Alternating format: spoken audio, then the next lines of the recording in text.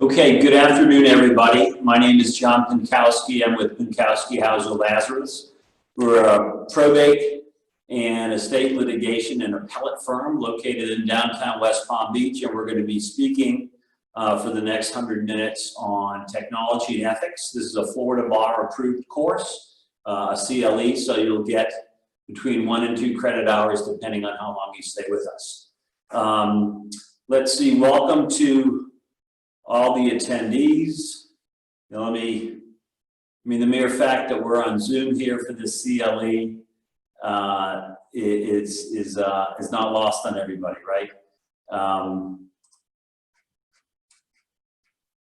Okay, I'm looking to unmute everybody in case you want to ask anything.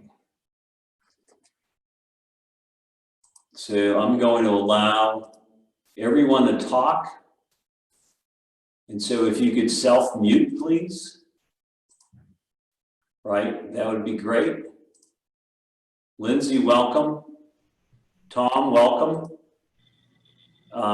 Everybody should be unmuted on my Zoom. So if you could mute your own, I won't hear you snore, and the other participants won't hear you snoring. Okay, so welcome again. I'm going to be sharing the screen with you on our PowerPoint, and I'm going to be coming back to you. Here we go. Okay.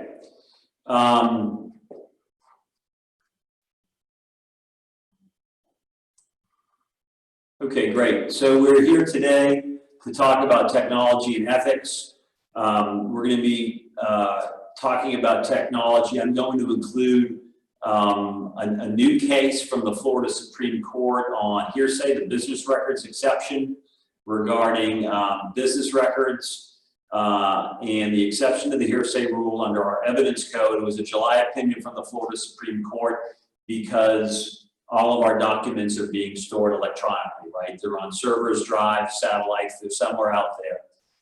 And as we all know, before a document can be admitted into evidence and before a witness can be questioned about a document, it's got to be authenticated, right? There needs to be a foundation laid so that the witness, somebody is competent to testify about that. And we know there's an exception on business records. Custodian affidavit can get over the hearsay objection. We'll talk about that. We'll also talk about a third DCA case from 2019, relatively new, about internet images and whether they are appropriate or not to use in trial. And when we talk about ethics, one of the things we're going to be speaking about is fees.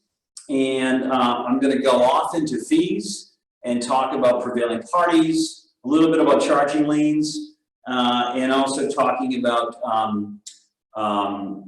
prevailing parties and the amount of controversy, right? When you're seeking fees and the fees end up being greater than the amount of controversy, I'm going to talk a little bit about that. And then we're going to talk about, from a technology perspective, to me, one of the more interesting cases in the last year, it actually involved a civil lawsuit that went up to the 4th. It actually made the New York Times in an article about the use of emails, right? And the way we communicate with technology now and how that can get us into trouble. Okay, so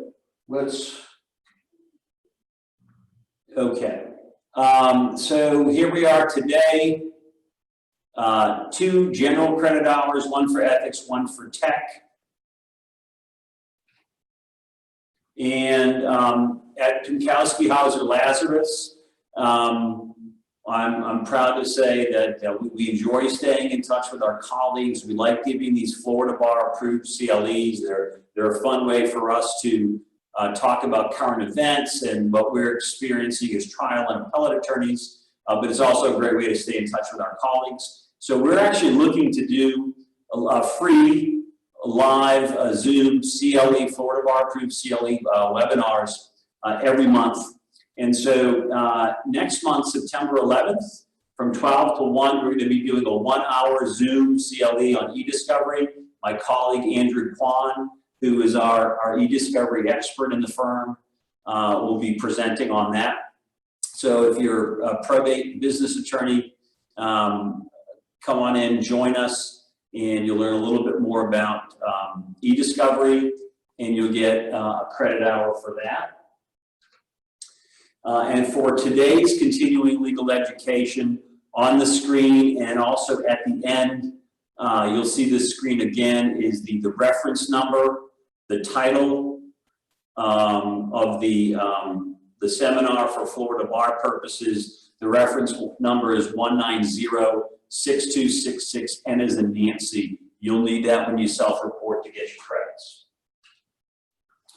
Okay, so for the next 100 minutes or so,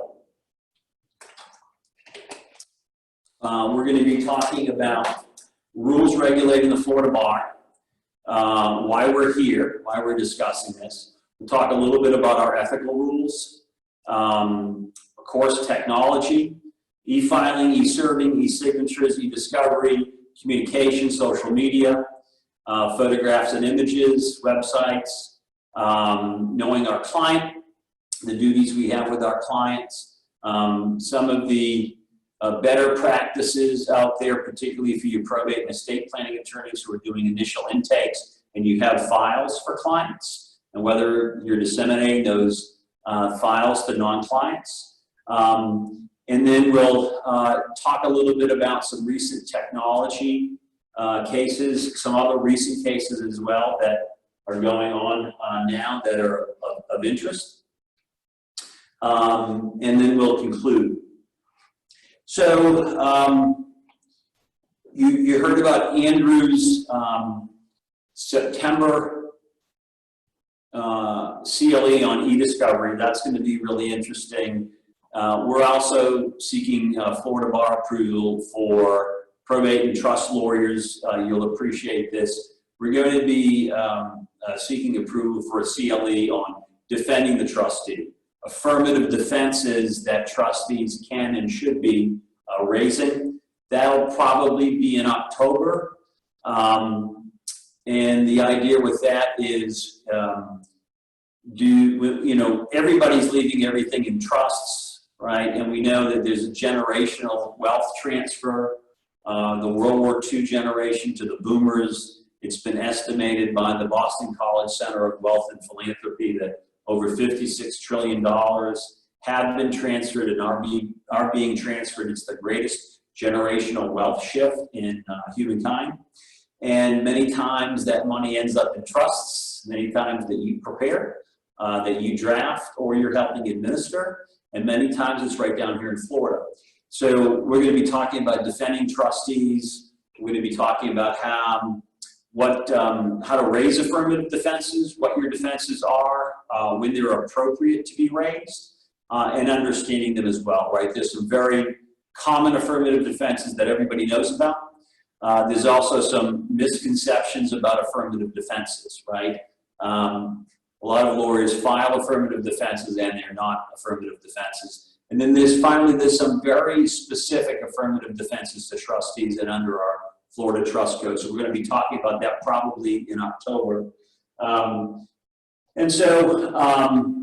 That is pre-pandemic, a pre-pandemic CLE, that's pre-COVID.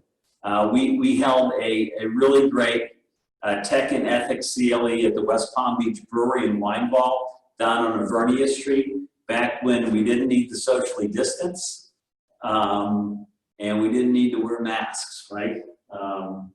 And so everybody's got a mask, and we're using them as best as we can. But that's a snapshot of one of our prior CLEs, Florida bar approved. So the perspective that we would like to share with everybody, we don't prepare wills and trusts. We're not tax lawyers. We don't create LLCs and entities. We don't draft operating agreements. We litigate all those matters. And many times we're litigating alongside of you fellow attorneys, and indeed many attorneys are our clients.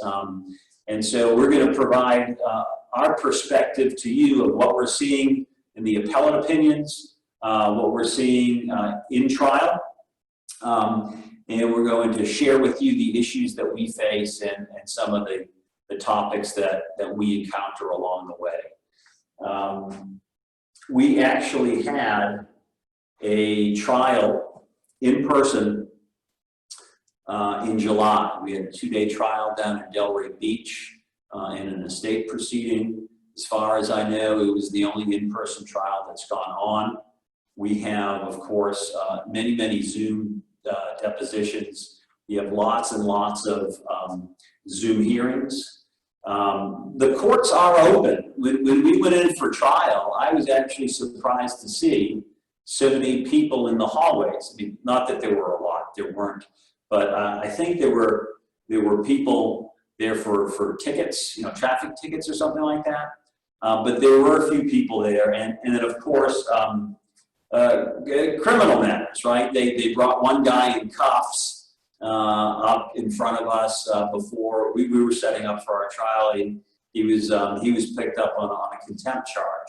So the courts are conducting business in person, but evidently it's very limited. And of course, most of us are doing this, right? We're Zooming. Okay, so we're going to talk today about technology, and I guess we're going to start off by talking about ethics and rules regulating the Florida bar. 6-10.3. These are our, subsection D, these are our minimum education requirements. And so if anybody's joined us, you should have on your screen in front of you a PowerPoint. It's green. And I'm sharing that screen with you as I'm speaking to you, and I'll probably come back from time to time between me and the PowerPoint, just to try to keep you as awake as possible. So Rule 6-10.3, those are our minimum standards for maintaining our good standing with the Florida bar as far as legal education, right? We have a self-reporting requirement here of 33 credit hours every 3 years. Many states still don't. For example, I'm admitted in Massachusetts, no CLE requirement. But Florida, the bar seems to be wonderfully active, very much on the cutting edge. And so what they've done is they've also said, we don't just want you to take 33 credit hours every 3 years. We'd actually like them to be in very specific areas. So you can see on the screen in front of you that you need 5 credit hours in the area of ethics, professionalism, bias elimination, substance abuse, or mental illness awareness programs. And so this will give you an hour of ethics on that road to staying current. That's a photo of myself back when I was in 195 and my law partner, Rob Hauser. And that's a shot of when the 4th DCA was under construction. That's down the hill from us now. That is complete, and it's open for business. And so why are we here today? Well, 3 of the 33 credit hours that we're required to complete every 3 years must be in approved technology programs. This is one of them. And those are included, not in addition to the 33 credit hour requirement. So technology, right? That's the way we used to do depositions in our conference room, right? On the screen, you should see a high-tech video camera and a backdrop with laptops and mics setting up for a deposition. And now we actually don't allow anybody to come to the firm. We don't permit visitors. We do everything via Zoom. The only people that are coming to the firm is some of our employees do spend a few days here. Some spend 5 or more days, 5 or 6 days here. Most of us are working remotely from home at least 1 day a week. And I noticed that I've done more and more telecommuting, working remotely from home than ever before. And so we all have our computers set up printers and toner and paper, and we have the ability to access our server, right? What we call our Z drive, which is hooked up to some satellite somewhere or some master server in the middle of the country in a 50-degree room. And it seems to be working out really, really well, right? It seems to be productive and effective, and some of our firm members are saying they're actually more productive when they're home, right? But I'm not bothering them. But this pandemic has definitely provided a new environment to work in. The technology has made it a lot easier, even though we stumbled with it at first, right? Like in the old days, we would fly up to New York or DC for a deposition. We would always take the deposition in person, right? Oh, we've got to see the witness, we've got to look into the witness's eyes, and now we don't do that. And now we do Zoom depositions, everything's recorded. You can record on Zoom, and you can also send a videographer there who can record it as well. So we're using tech more than ever in this coronavirus world, right? And so why are we here? We're here because even before COVID, right? Even before, I guess it started being reported in January or February, right? And for us here in Florida, I think it really started in March, right? When we really started learning about how terrible it was up in New York and New Jersey and Washington, how really challenging it was, and then we started to get really concerned about it. Our firm was actually, I think, one of the very first firms that self-isolated, right? We actually shut down our firm. First of all, we offered to let everybody go and work remotely from home. We made sure everybody was set up at home. We bought employees a second screen if they needed one, or we supported them with tech. Some of them wanted new microphones, new cameras, which we got for them. And then we did shut down. We sent everybody home. We said, look, we don't think anybody should be here. I think that was in mid to late March. And then we welcomed everybody back if they felt comfortable coming back. And the environment was entirely different, right? Everyone's doors was closed. We wore masks on or had facial shields on.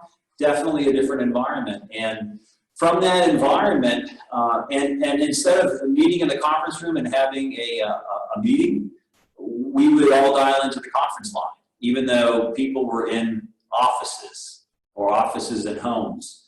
And so we started using technology in a much different way, right? And the general rule for us now is we don't have meetings together in the conference room. We have a staff meeting every week. It's usually on a Friday. We all call into the conference line.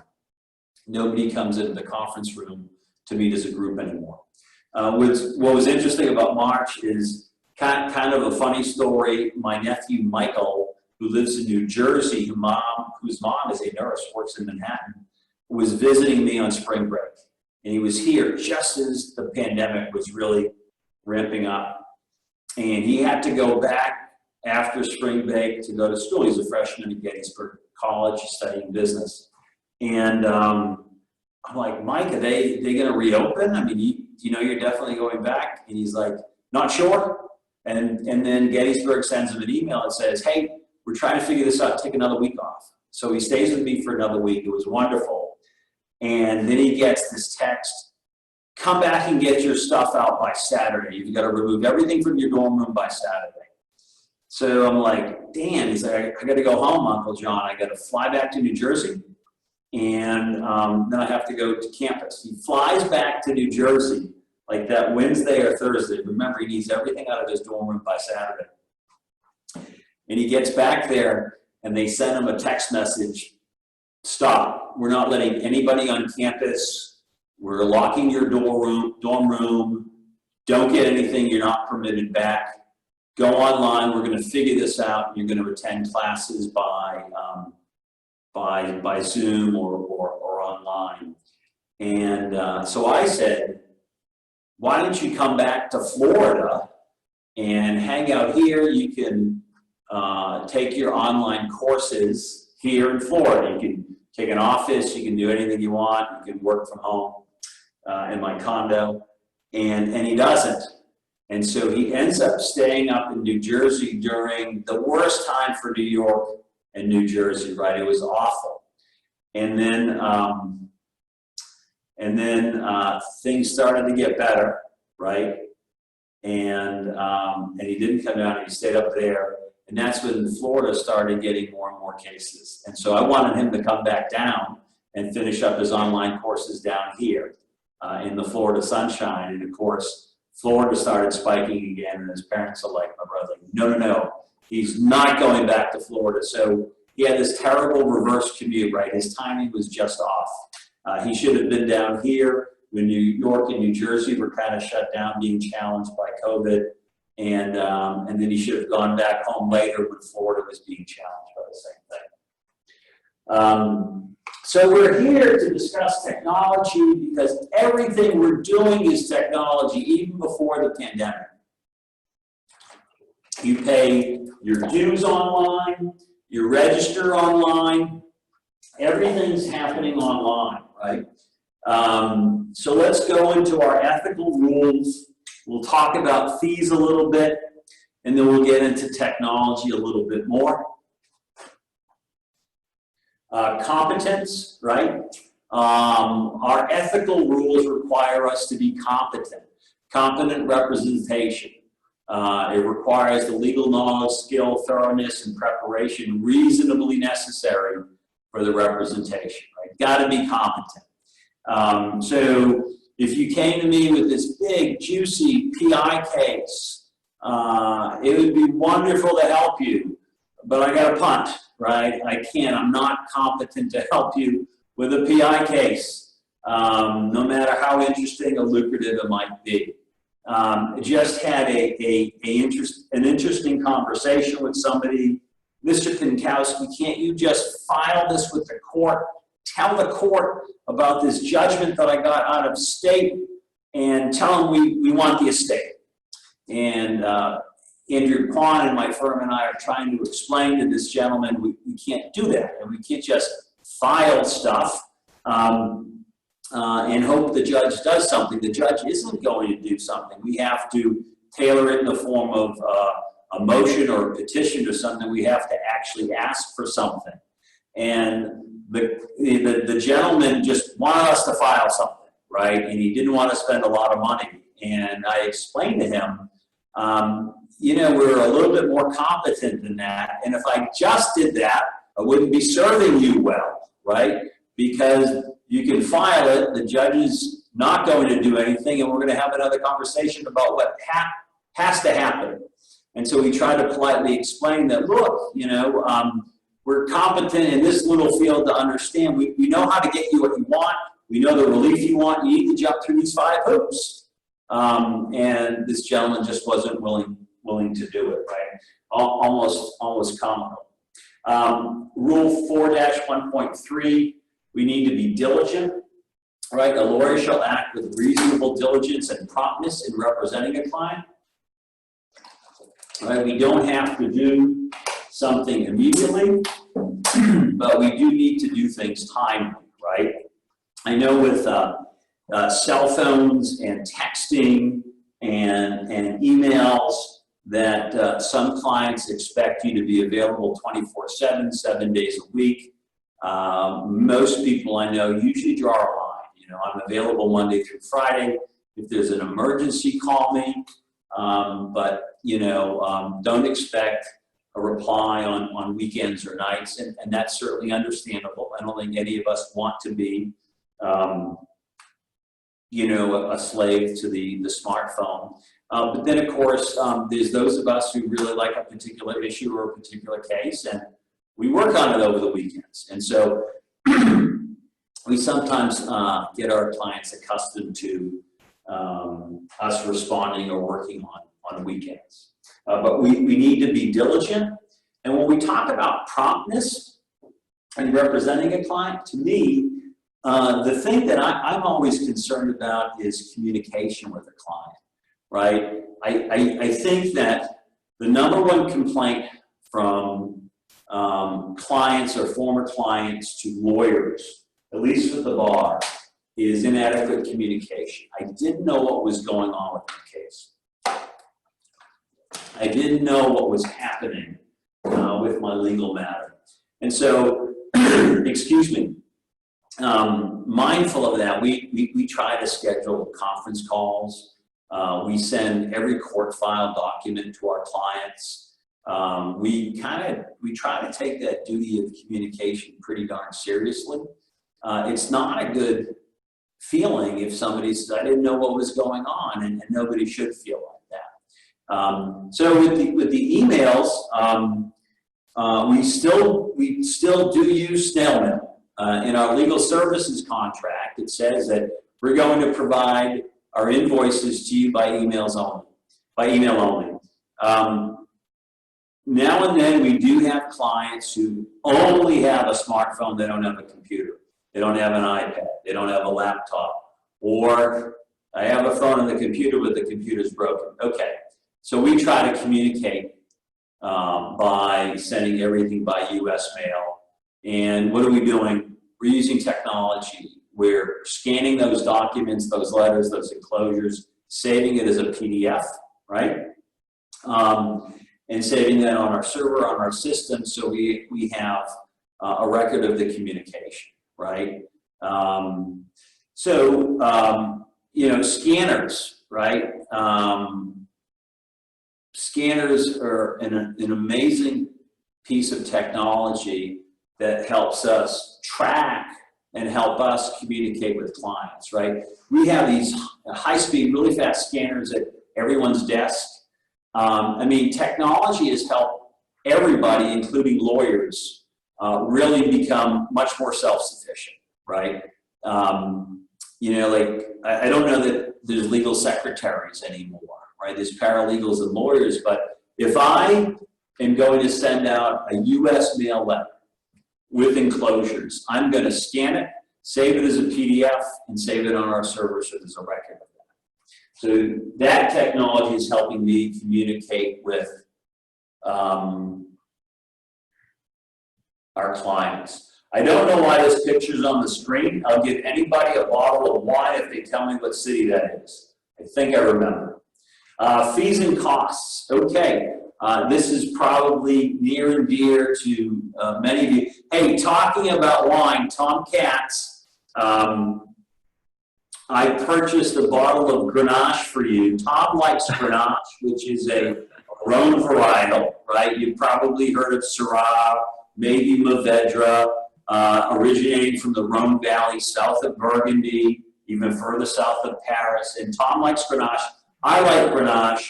I made some Grenache from the 18 vintage, but one of my favorite producers is Navarro Vineyards, which is in Northern California, the Anderson Valley, and they were a small family-run winery, and I noticed that they made a Grenache that's part of their current release. So I bought myself a few bottles, and I bought one for you, Tom, so I'm going to send that your way. Thank you. Thank you. It's my pleasure, but you have to promise you're going to try my Grenache because it's getting bottled later this month. It'll probably be here after Labor Day. Perfect. Thank you. Yeah, and I hope you're joining us at the end of August for our virtual wine tasting. Okay, so fees and costs, 4-1.5. Let's talk about that. And I've got a lot more to add. When we were creating this PowerPoint and the presentation, we were going through a number of issues that we've seen out there recently, and we really feel like we should have a CLE for an hour or so just on fees, just on costs. And so if there's a topic that you folks like, or you think that CLE on fees would be good, please email me, john@phflorida.com, or amanda@phflorida.com. Let us know your thoughts. I'm going to go through some of the issues that we as litigators face on the fee front. We know under our rules that under 4-1.5, There's certain fees that are clearly excessive or prohibited or illegal, right? That's not good. Can't have it, right? Can't have excessive fees, clearly excessive fees, prohibited or illegal fees. What can we have? Well, there's certain factors that courts will consider in determining whether fees are reasonable or not. And they're up on the screen right now. You see subsection B. You see all those factors. You see the time devoted to the representation, customary rate of the fee, need not be the sole or controlling factors. There's a whole host of factors, right? And so we think about, I'm going to unshare.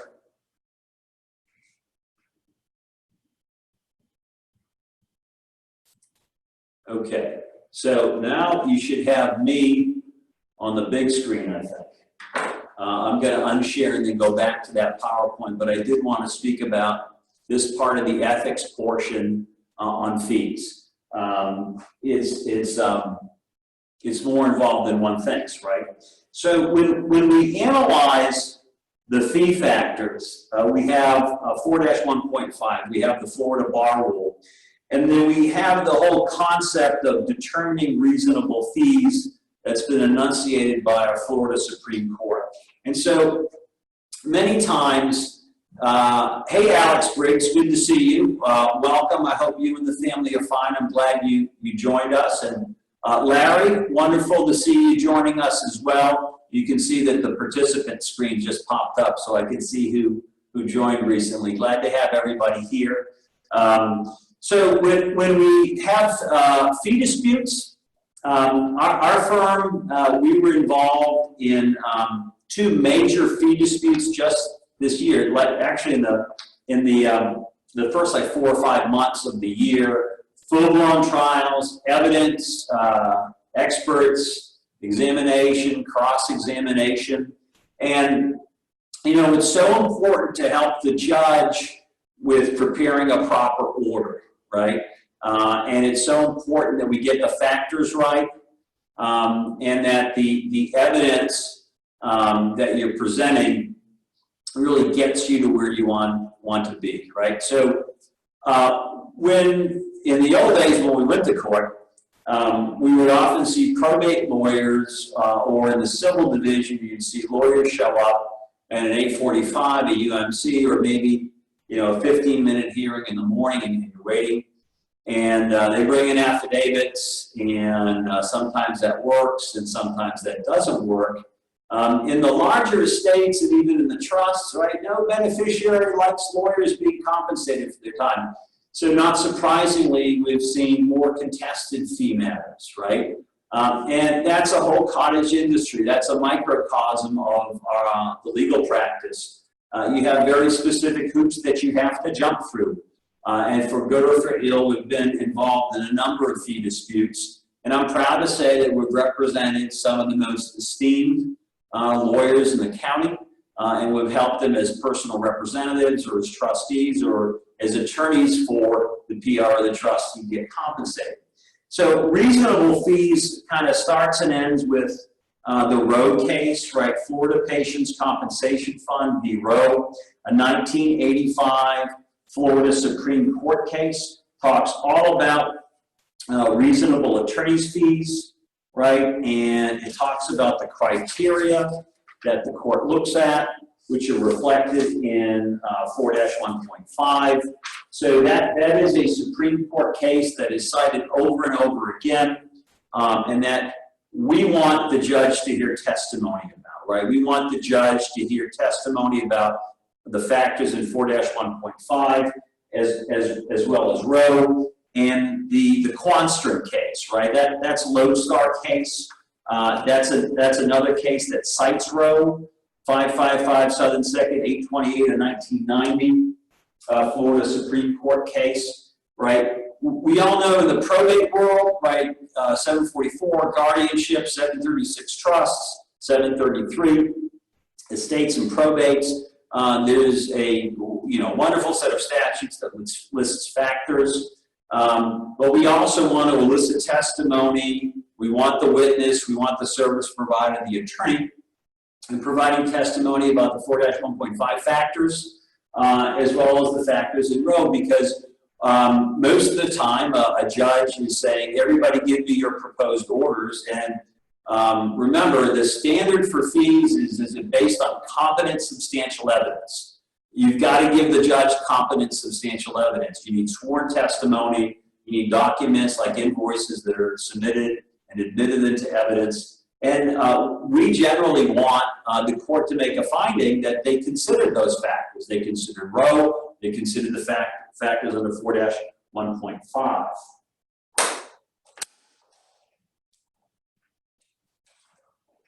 So some of the recent issues that came up with fees are the following that we'll discuss briefly.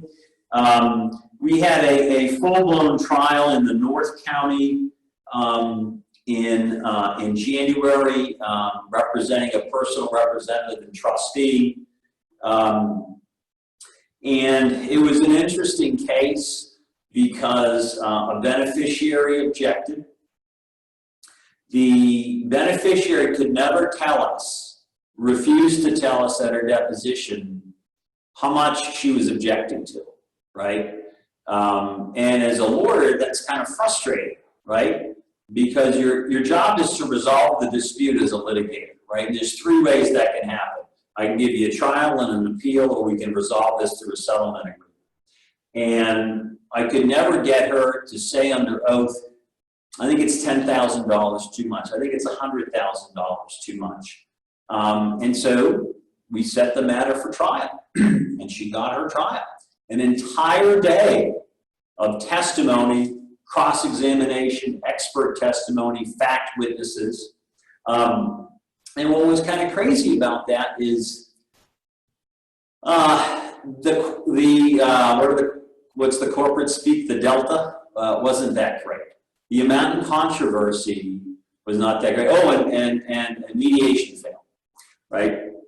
And so in that particular case, the amount in controversy was much smaller than the attorney's fees that it took to get our client paid.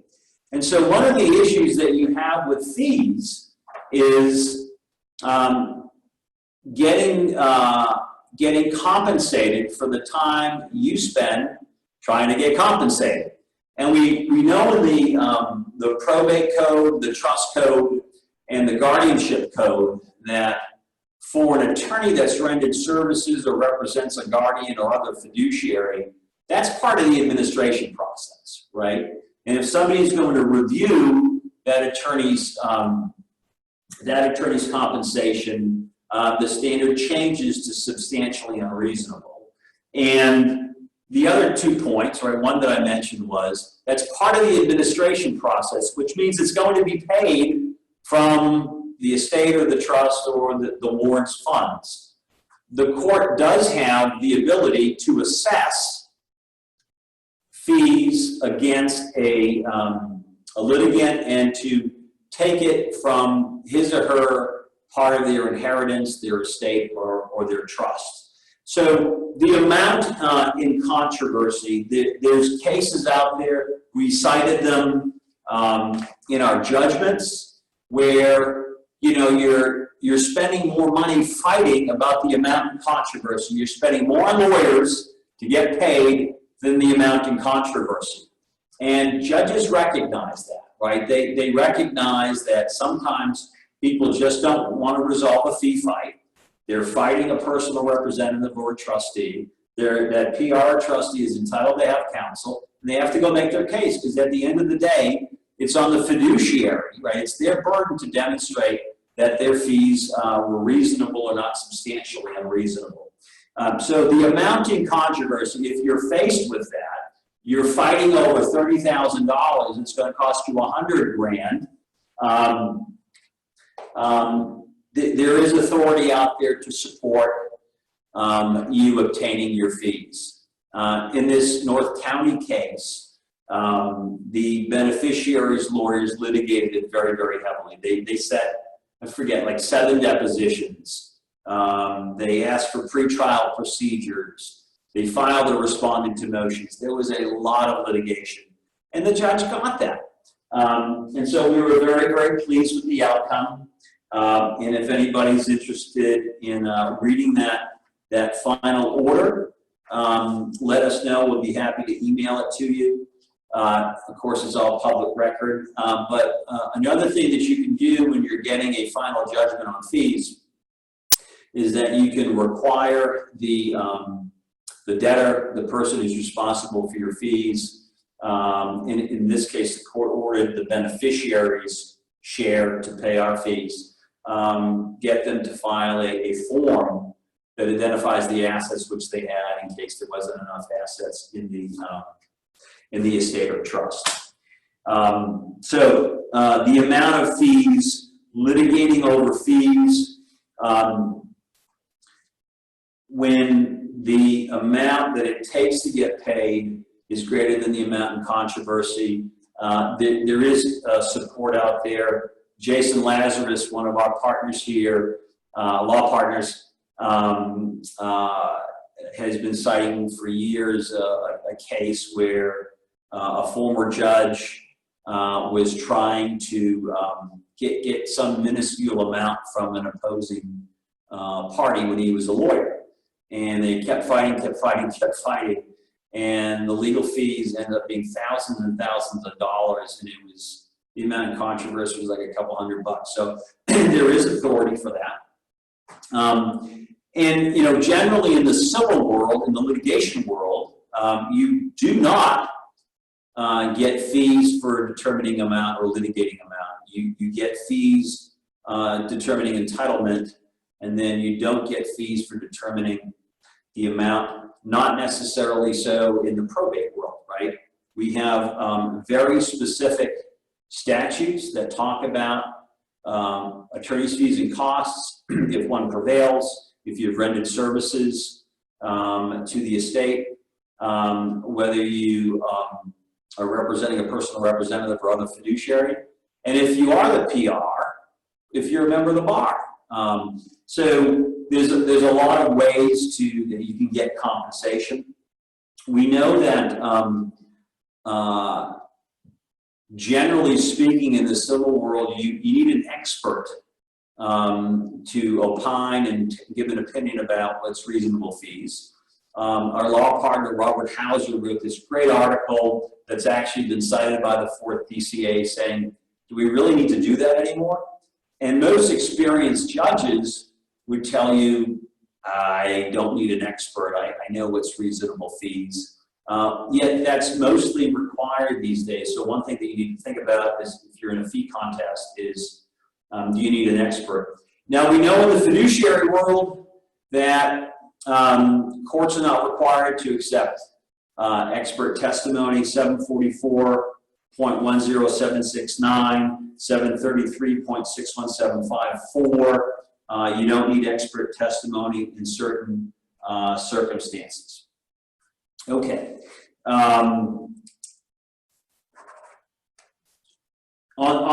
the issue of fees, when the fees exceed the amount in controversy, I remember that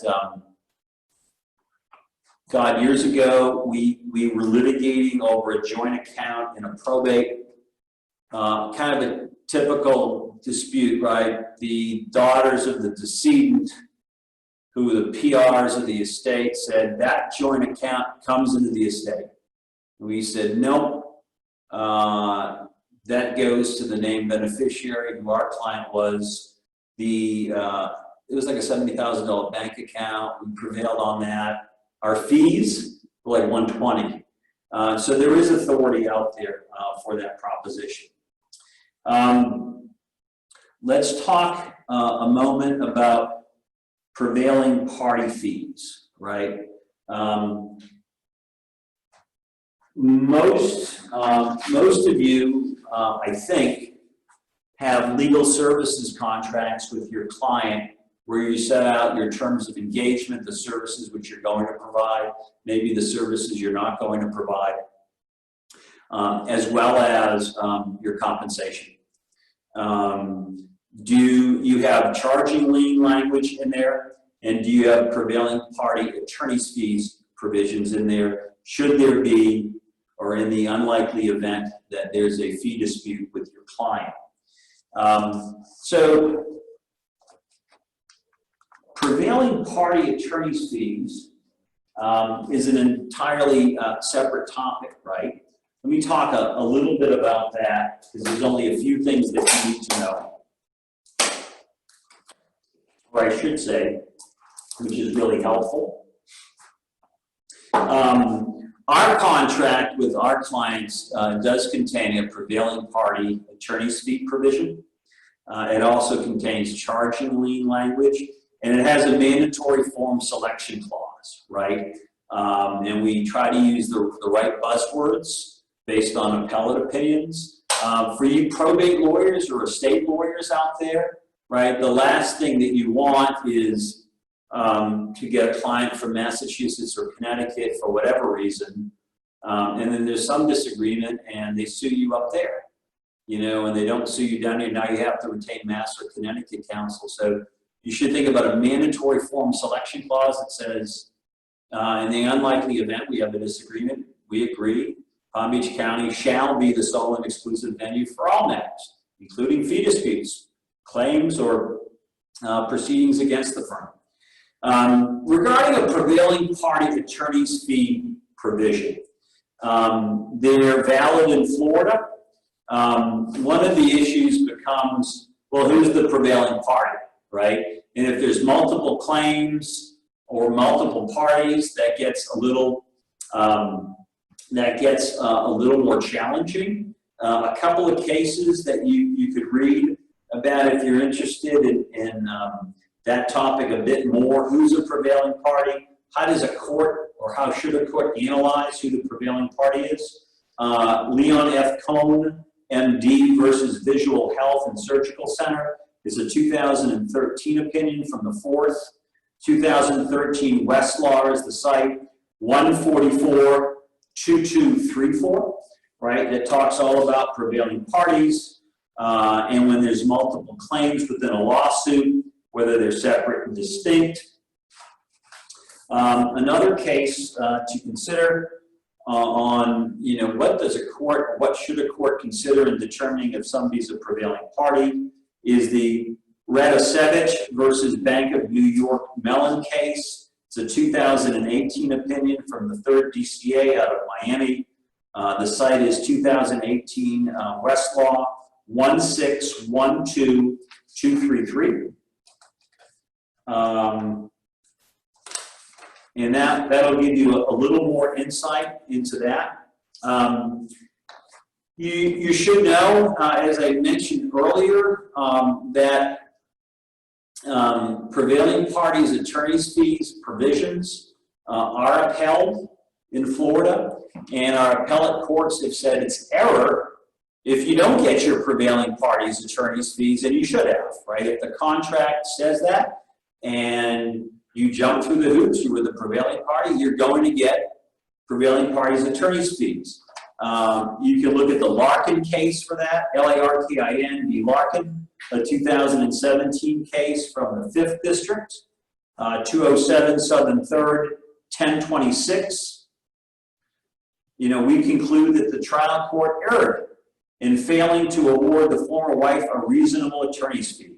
The marital settlement agreement provided for an award of fees to the prevailing party in the event of a legal action or other proceeding arising under this agreement, right? So that language is often important, right? Arising under, related to this agreement, that lawsuit, our services, et cetera, et cetera. Okay, that's the Larkin case. Finally, last thing on prevailing party is why does a court recognize and uphold prevailing parties' fee provisions?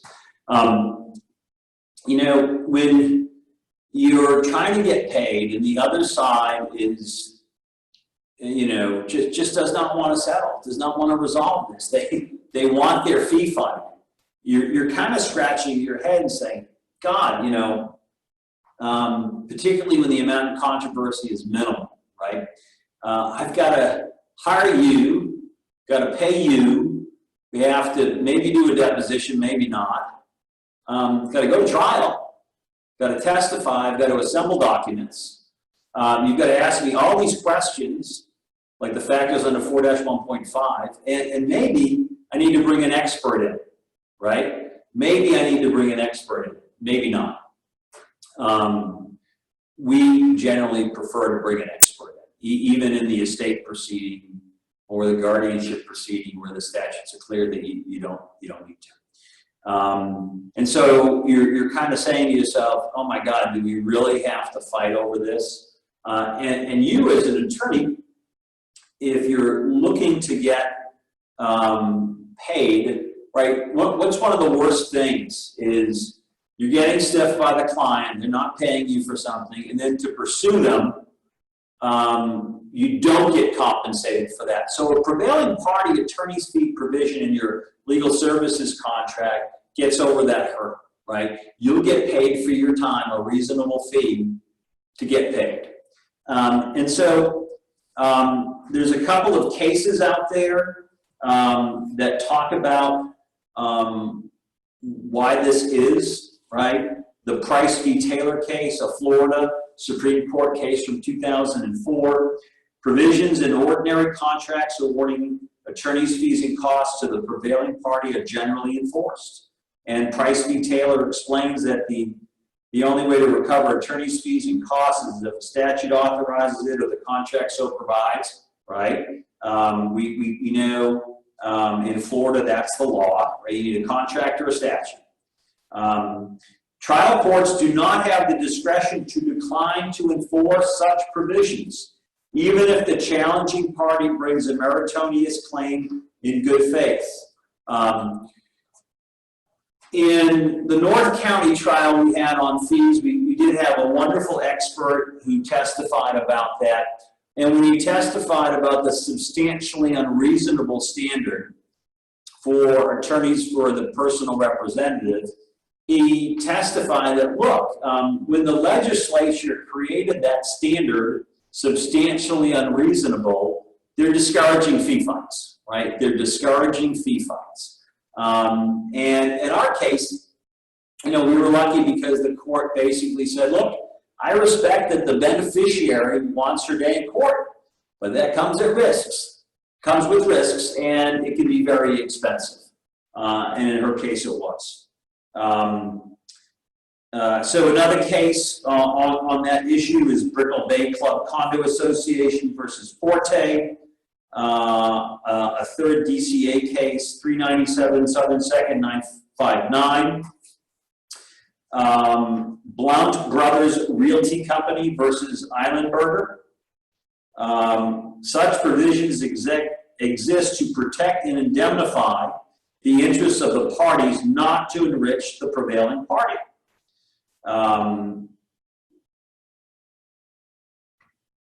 Blount Brothers recites that. Also, there's a more recent case, Dunn v. Century Insurance out of the 5th, 462 Southern 2nd 107. A contractual provision that the losing party will pay the prevailing party's attorney's fees is an agreement for indemnification. So what's my point? On the fees front, you need the factors, you need to weigh whether you need an expert or not. You need to know the proper standard, whether it's reasonable or substantially unreasonable based on who you're representing. And then you need to know whether you can get fees on fees, right? Whether you can be compensated for the time to litigate the amount in addition to the entitlement to that. Okay, that was a lot on fees. So I'm going to share the screen now. You'll be glad to know you don't have to look at me for a little while. Let's go back and let's see, here we are. Okay, we talked about the row factors. The Quanstrom case, a little bit.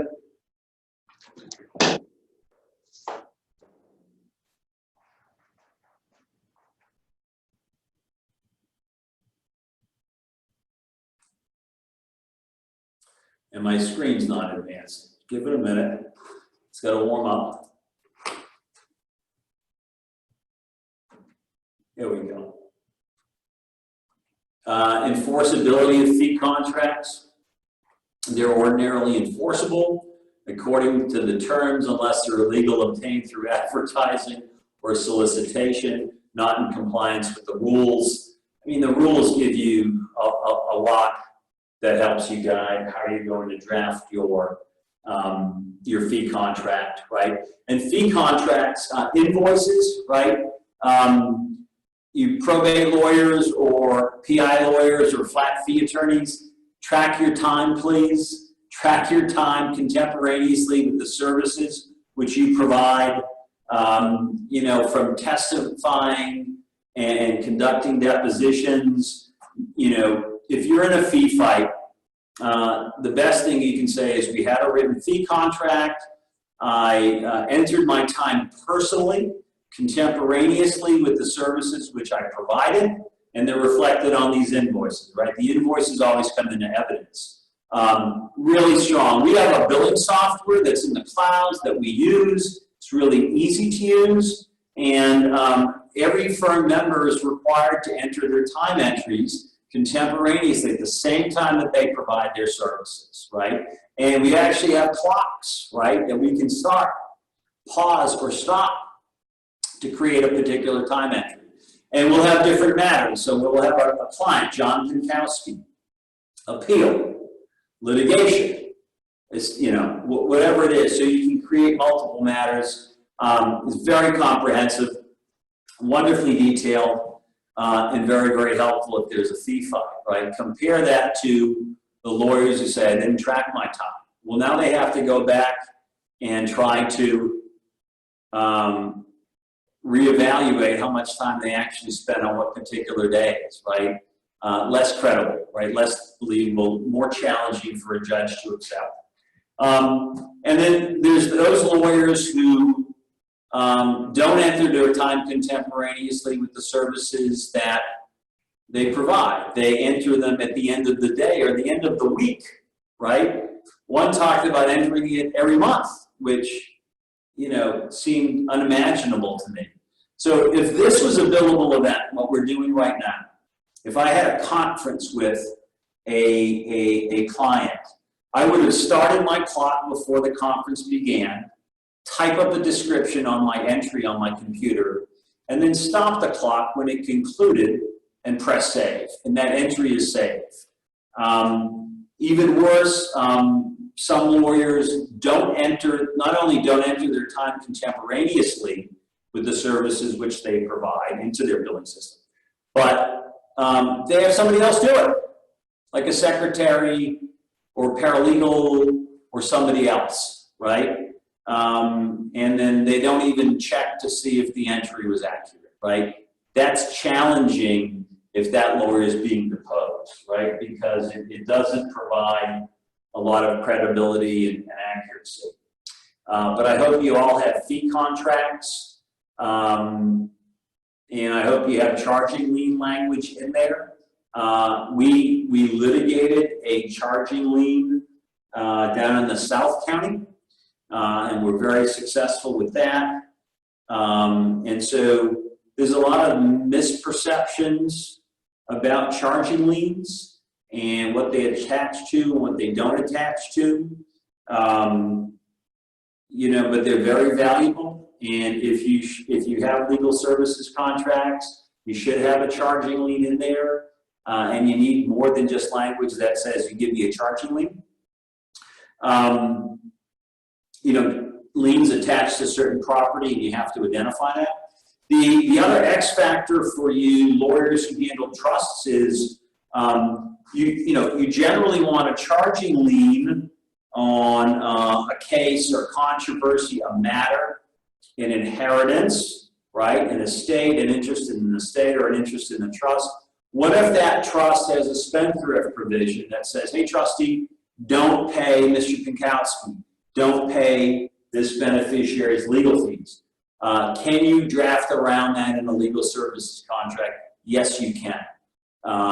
There's a statute that addresses spendthrift provisions and whether one is enforceable against the beneficiary or not. Duty to communicate basis and rate of fee or costs to the client. We have that in our legal services contract. We also say that others will work on your matter. You are supposed to identify, according to the bar rules, who's going to handle a particular matter for a client.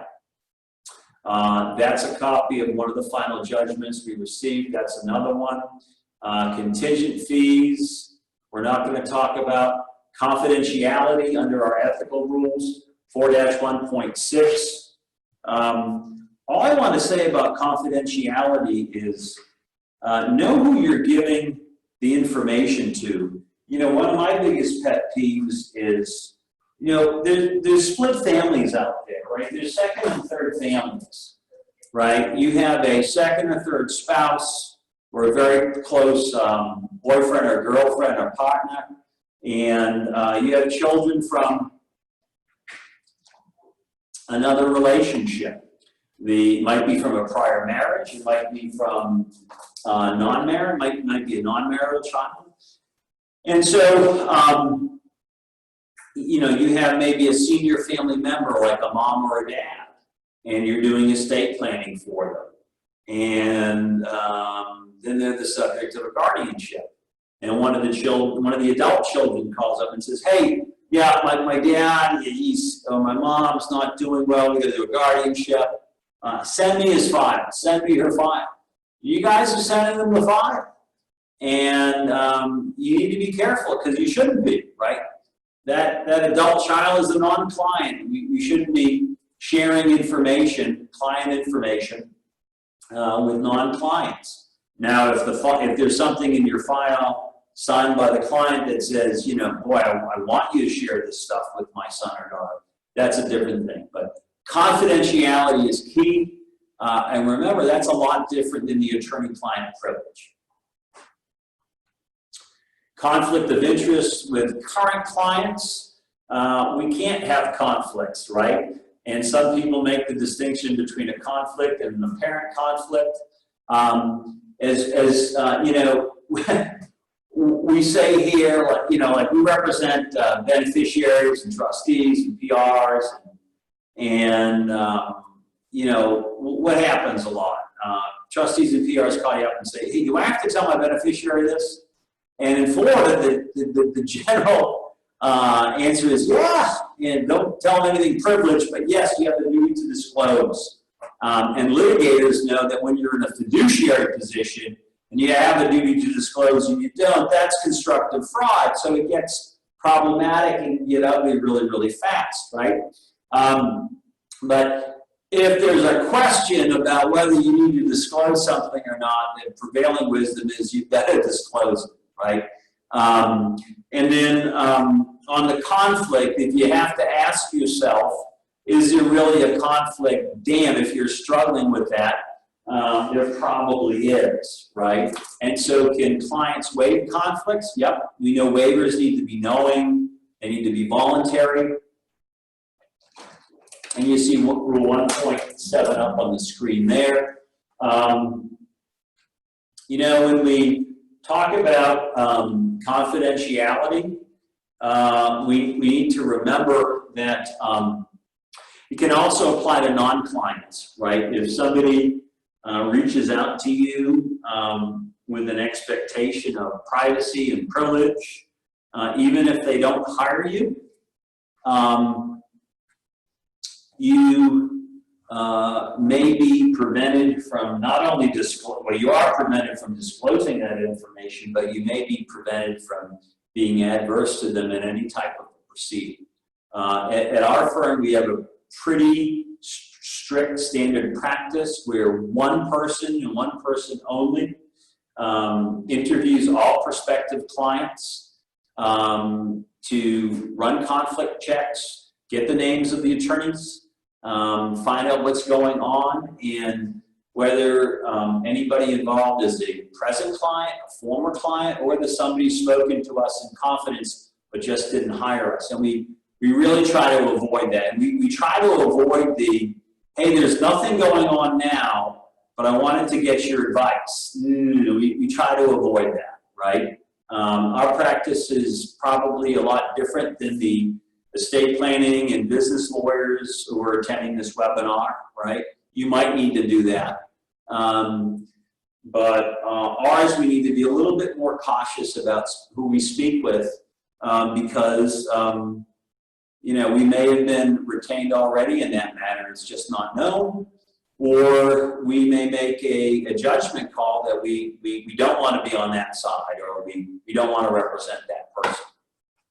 And we don't want to get conflicted from an otherwise interesting case.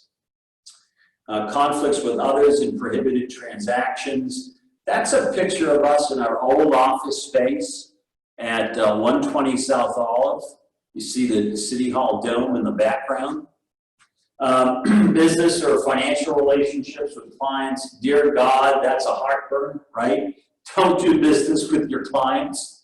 Don't use information to disadvantage your client, right?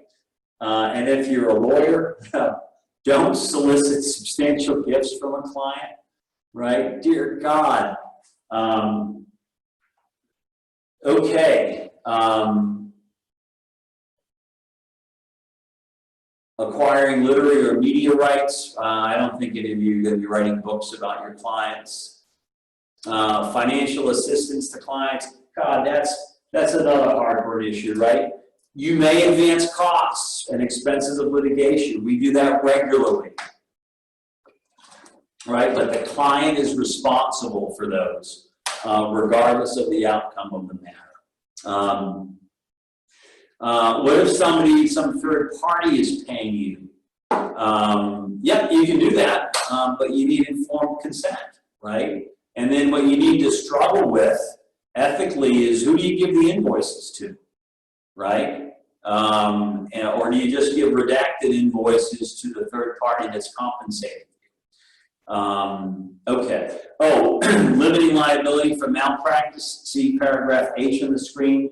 We can't do that in our legal services contracts, even though accountants try to, right? Accountants and architects and other professionals try to do that.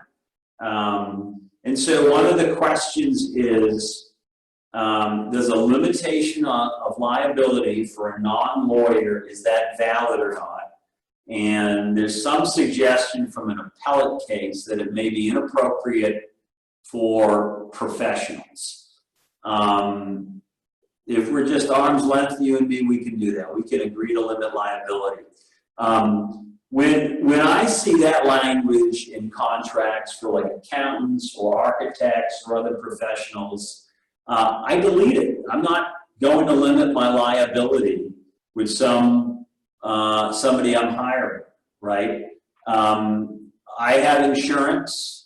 I think having insurance is a great idea, and you should too, right? And there's no reason to limit liability for something which may or may not happen in the future, right? So what do most accountants do? They say, hey, no matter how bad I screw up, my liability is limited to the amount that you pay me. Wait a minute, that makes no sense. That's way too one-sided. If I pay you 50 grand in accounting fees, but you make a $10 million screw up, I'm not agreeing that your liability is limited to $50,000. Get insurance. Stand behind your work, right? As lawyers, we cannot do that. We can't limit our liability.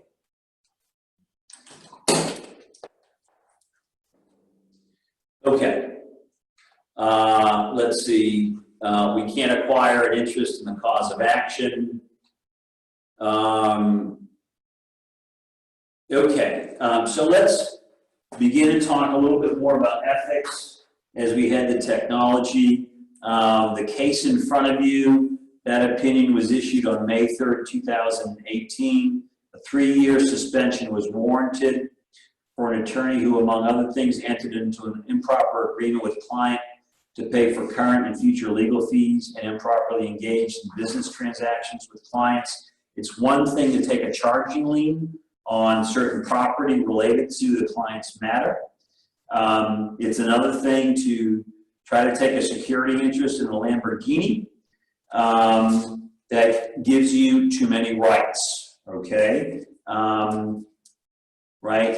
If you're talking about interest and subordination agreements and all that good stuff, be very, very careful. You could read Rule 4-1.8A governing business transactions, right? You can engage in certain business transactions, but there's restrictions, right?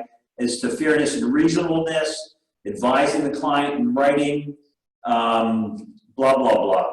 Be really, really careful. Now, you can take a security interest in and get a charging lien over property tied to your litigation, right? So many times our firms will be called by a beneficiary who says, I'm going to inherit from a $10 million trust or a $10 million estate. My dad had all this property, died without a will. It's an intestate estate. I'm one of the heirs. I'm going to get a boatload of money. I'd love to hire you, John. I can't pay you. And so what do they say? Can I pay you at the end when I get my inheritance? And my response is sure. But I need you to promise you're going to pay me in writing. Of course I will, Mr. P.L.L.C. But what you can do is you can prepare. If there's real estate involved, you can get a grant you can ask the client to grant you a security interest, a lien, and even consent to partition if that person is going to receive an interest in real property or a piece of real property, right? So that's not unreasonable.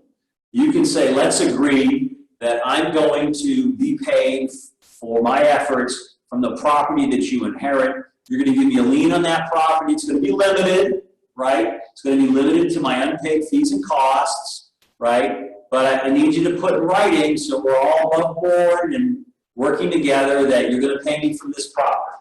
And so that can be appropriate. Conflicts with your former client, Rule 4-1.9, duties to former clients, imputation of the conflict. Does it affect you? Does it affect all members of your firm?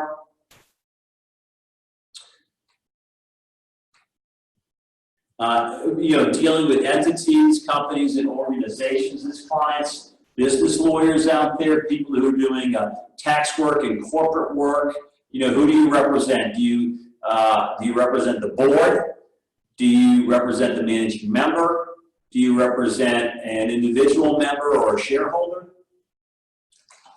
Or as a lot of lawyers say, I represent the trust. Really? Yeah, there's 3 trustees. Okay, all 3 of them? No, I represent the trust. Well, we need to know who we're representing, right? And who we owe duties to and who we don't owe duties to. In the trust world, when a trustee assumes the position of trusteeship, they're supposed to send out a notice saying, this is who I am, this is my address. You can request a complete copy of the trust if you like.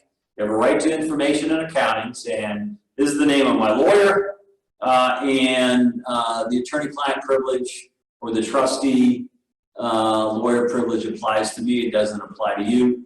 We also, and then what happens, you start getting calls from the other trustees or the beneficiaries. The first things that we try to do as a practice is immediately send a polite communication saying, hey, not trying to be a pain, but I just want to be upfront with you. We don't represent you. We represent, Jane Blow, the trustee. So there's all this information about representation of organizations and and whatnot. There's our courthouse downtown. It's never looked better, never been more vacant. Prospective clients, right?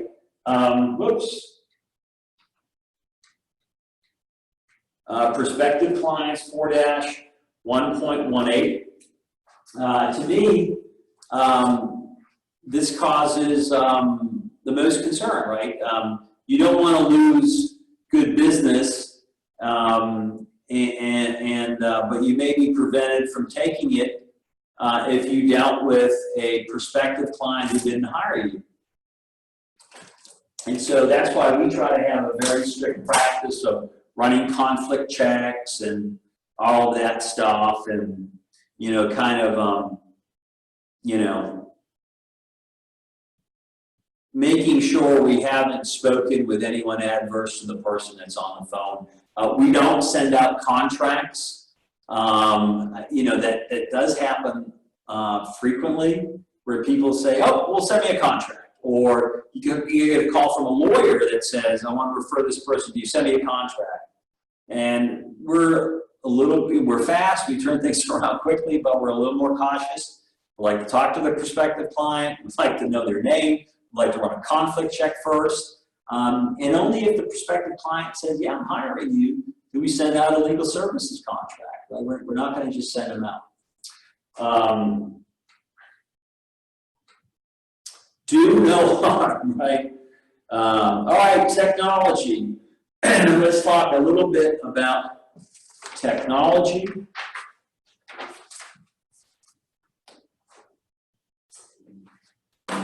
Okay, we've got some interesting little issues to throw in there. Let's see where this PowerPoint takes us. The claims that we have to deal with in court. My law partner, Jason Lazarus, talked about this really interesting case about trade secrets, intellectual property, right? Former employees. God, you should know generally, right, that if you're working for someone, most of that stuff you're dealing with is property of the employer, right? You shouldn't be downloading client lists, contact information, files, and stuff, right? That belongs to the entity that you're dealing with. And that, I know you see on the green screen in front of you what are trade secrets, because Jason had talked about in a previous CLA a really interesting trade secret case where there were millions of dollars at stake. For our purposes, right? We're talking more about client lists and cases, and if an attorney leaves the firm, it's up to the client on who they want to represent, to have represent them. And we're pretty upfront with that, right? Like, we usually send a letter to the client saying, "Hey, so-and-so left our firm. You have 3 options. You can go with that lawyer, you can go with a third lawyer, or you can stick with us. It's entirely up to you." Let the client make the decision. Okay.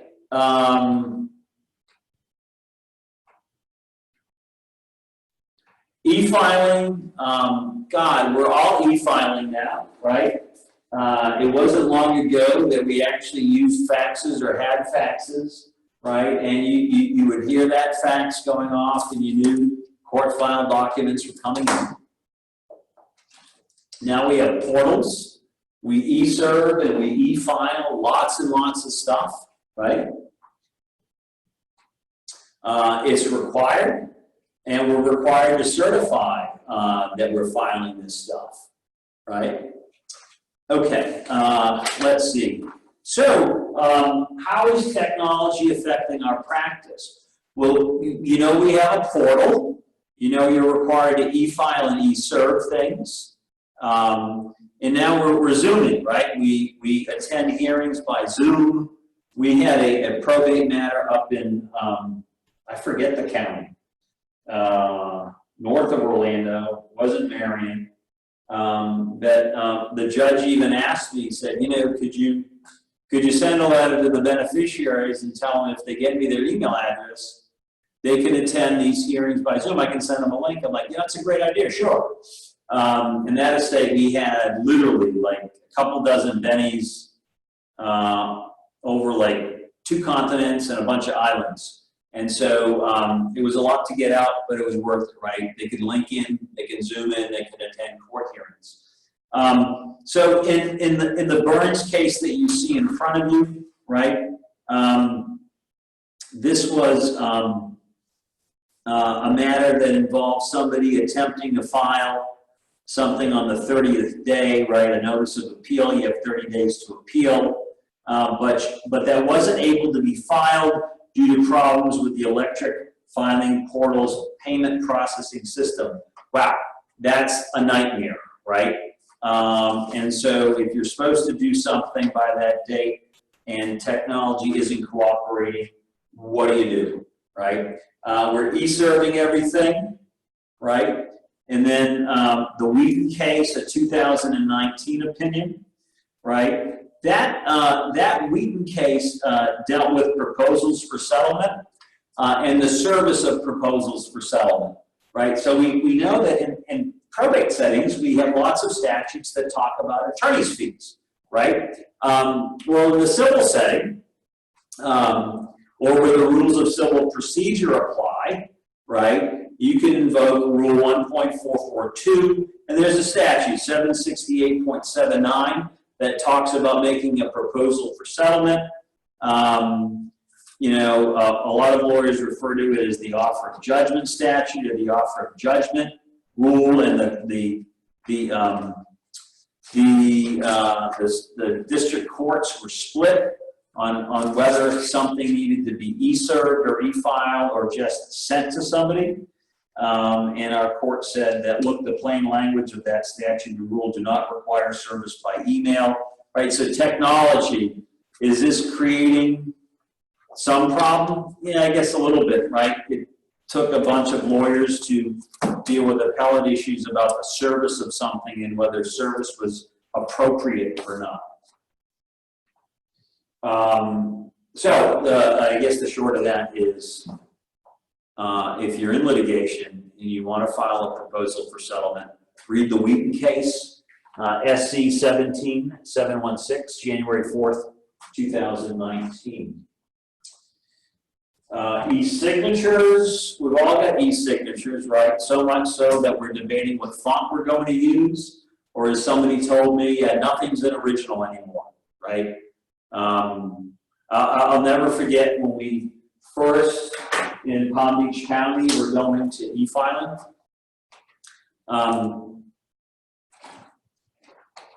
We got an original e-signature or something from a client.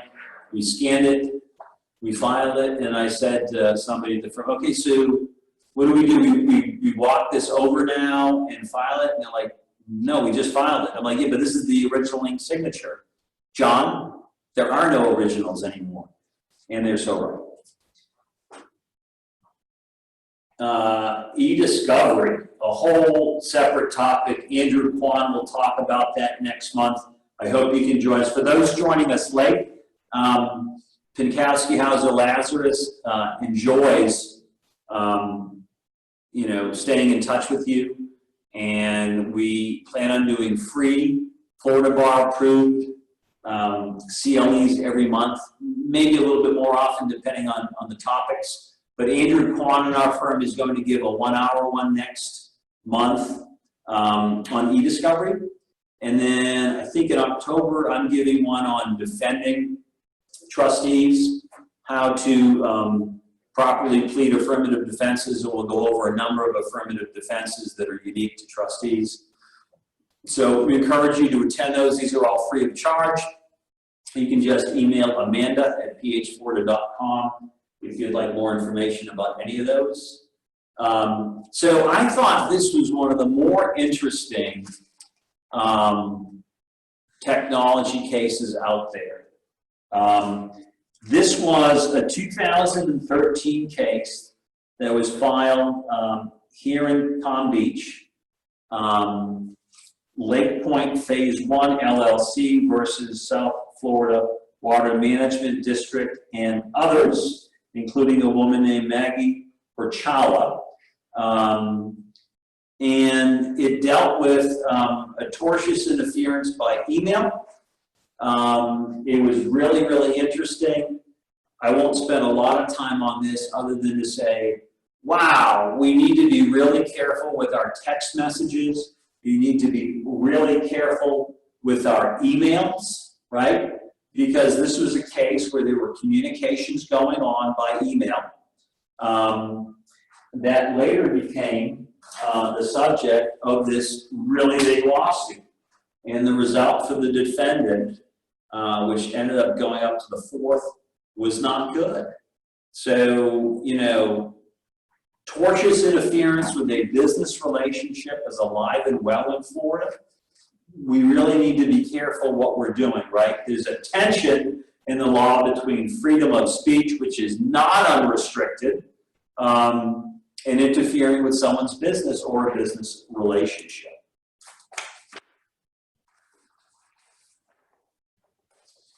Some other technology cases that are interesting. The Antico case, right, a 1st district from 2014.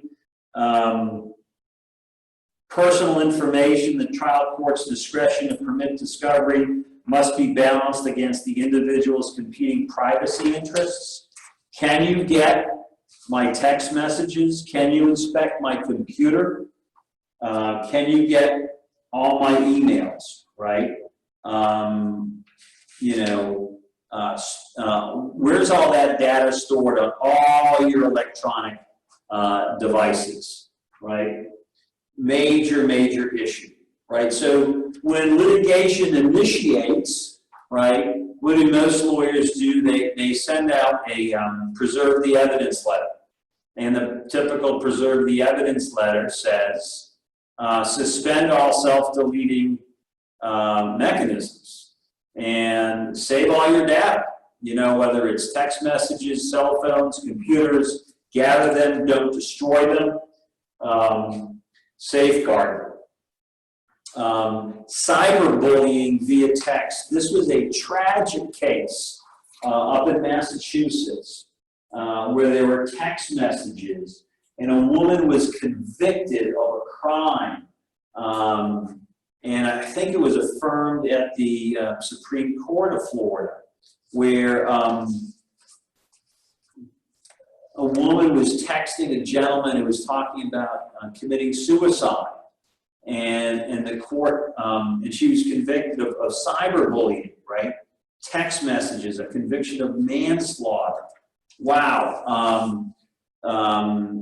You know, civil libertarians would have a real problem with this decision. But we saw where in the prior case where emails and text messages can serve as the basis for improper interference with someone's business relationship. And in certain extreme situations, technology and text messaging amounts to cyberbullying, which can be criminally punished.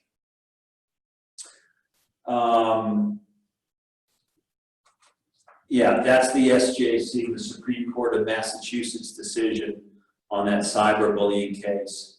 Social media, we know everybody's on social media. One of the things that I think litigators are telling clients when they get hired is, please don't post, right? It used to be, don't talk to anybody about your case. Don't talk to the people who are suing you or you're suing. Don't tell anyone what your lawyers tell you or what you tell your lawyers. And now what do we say? Don't post. Don't go on Facebook. Don't text. I mean, Facebook is the one place, the first place that everyone's looking now, right?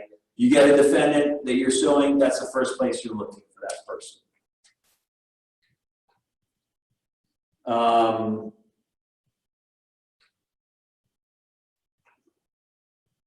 Websites, we know there's all these ethical rules on websites, endorsements, bragging, you need to be careful. know your client, know your duty. Okay. We know ethically our trust accounts are sacred, right? And that we have ethical duties prohibiting conduct involving dishonesty, fraud, deceit, and misrepresentation. This was a 2018 case. There was a disciplinary case. The Alters case, here we are.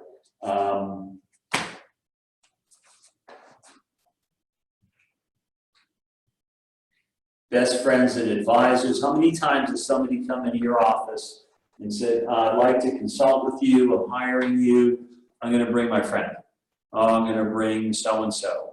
As litigators, we're like, oh, hold on. One, I don't know the extent of your relationship. I assume it's close. I assume you trust this person, but I'd rather not have that person here. Why? Because I don't have an attorney-client relationship with that person. And I don't want that third party in the room. Let's see. Joint representation and joint defenses. You know, most of you try to recognize representing multiple clients is difficult. Most of you talk about who you're going to represent if a conflict arises and you cease working for one of a number of them. Recent technology case laws. All right, so we're coming towards the end here. This is a fourth PCA case from 2009 that dealt with telephonic testimony, or I think the words we're using now is electronic testimony, right?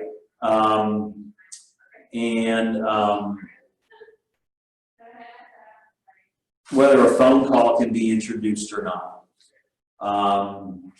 The Edgar case, which is the next one, is another one about testimony via telephone. Hey, practically everybody's testifying by phone and Zoom these days, right? And there's even CLEs on how to conduct a Zoom deposition, right? And so witnesses are being asked, is there anybody there in the room with you? Are you reading from anything? Do you have any notes in front of you? Where's your cell phone? You know? Are there any screens in front of you? But courts are increasingly letting everybody in this pandemic testify via Zoom.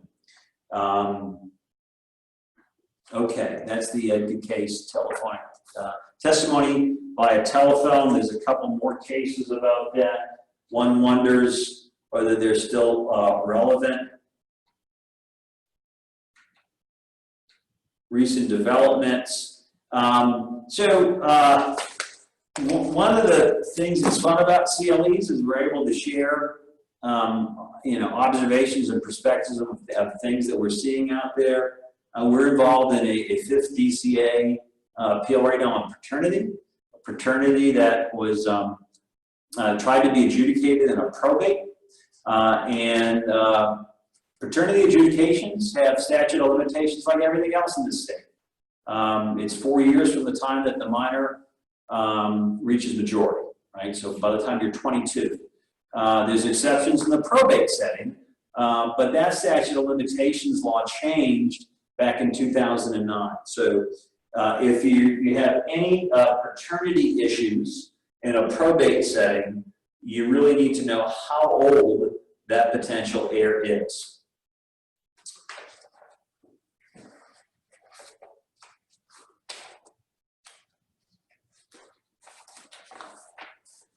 Let's see. The Leach case. Why did I bring up the Leach case? A recent development, right?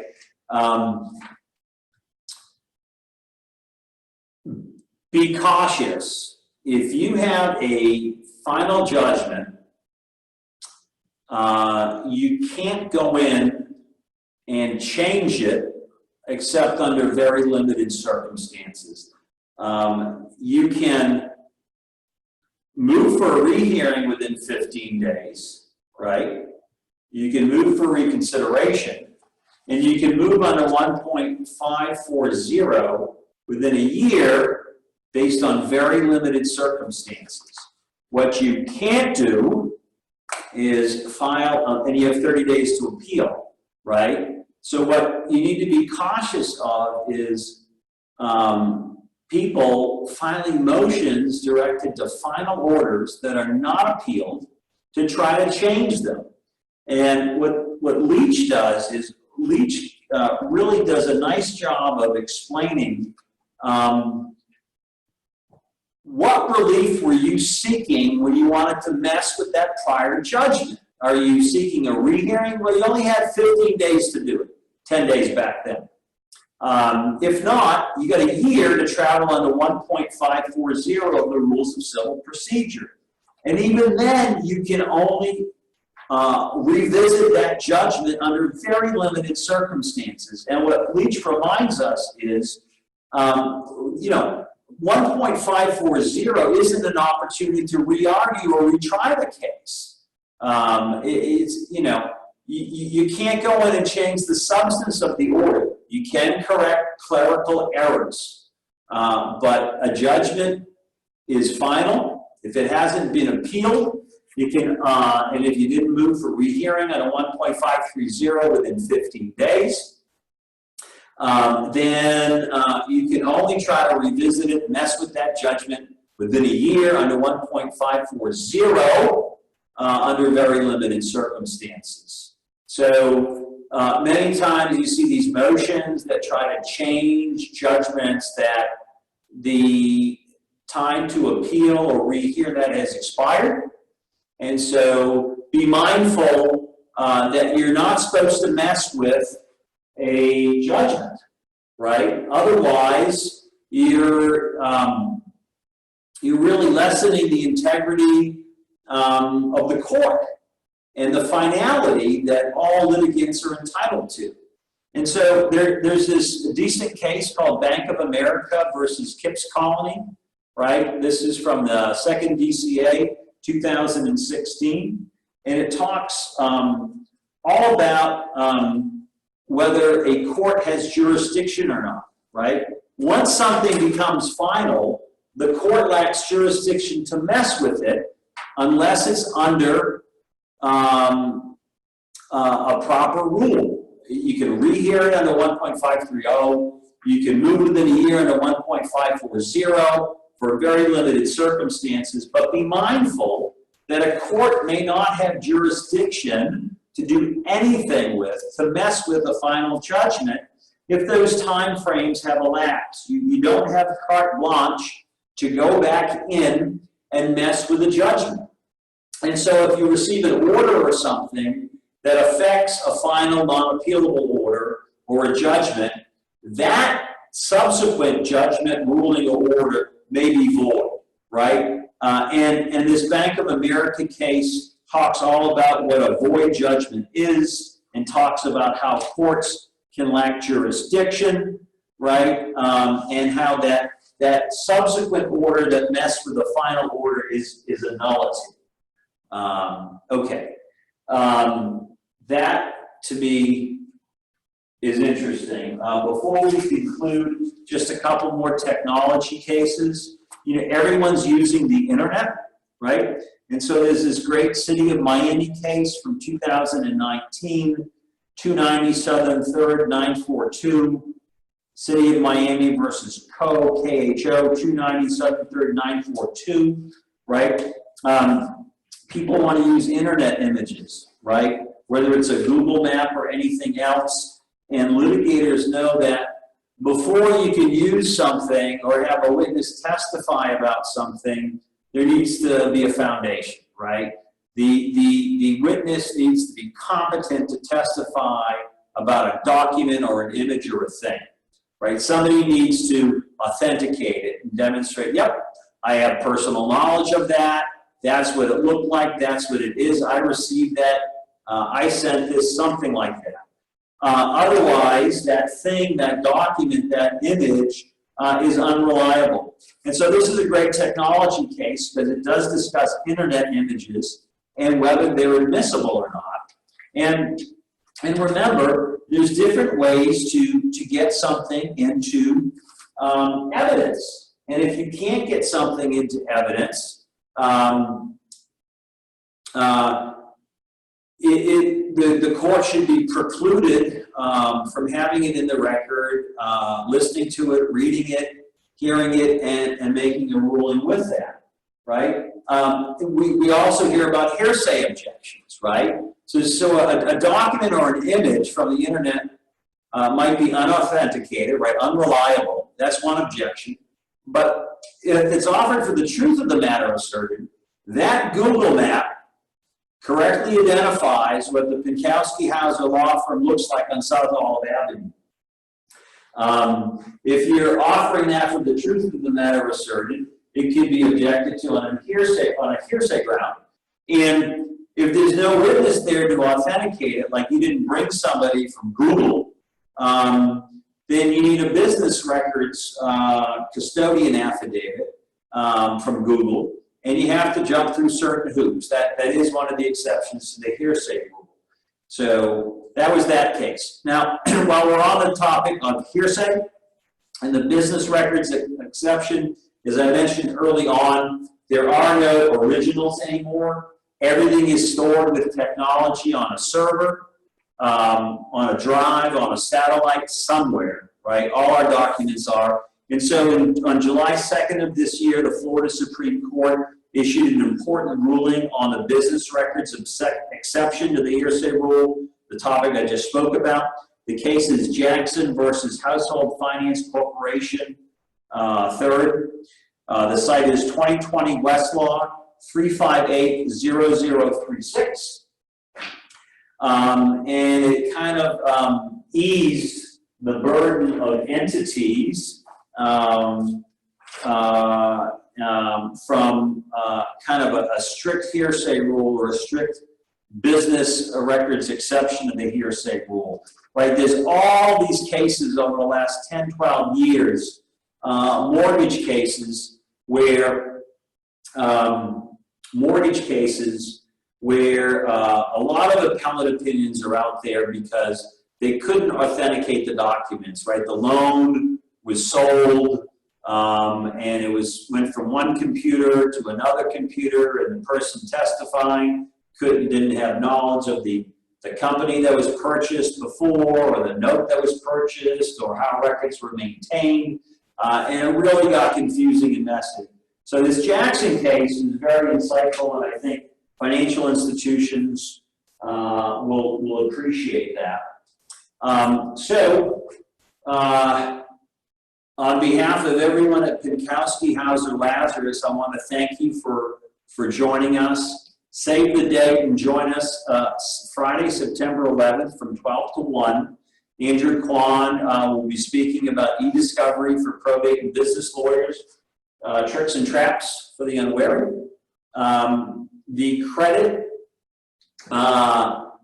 The reference number for today's seminar is on the screen now, 190-6266.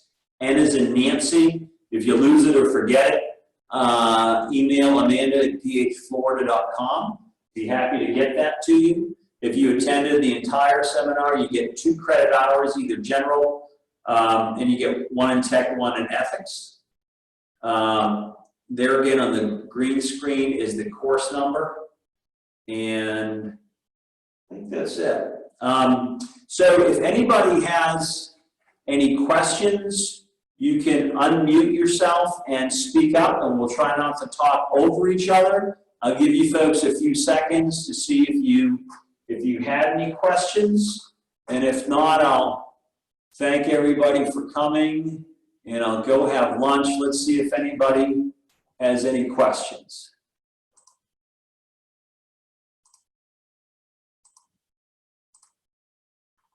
Everybody's unmuted.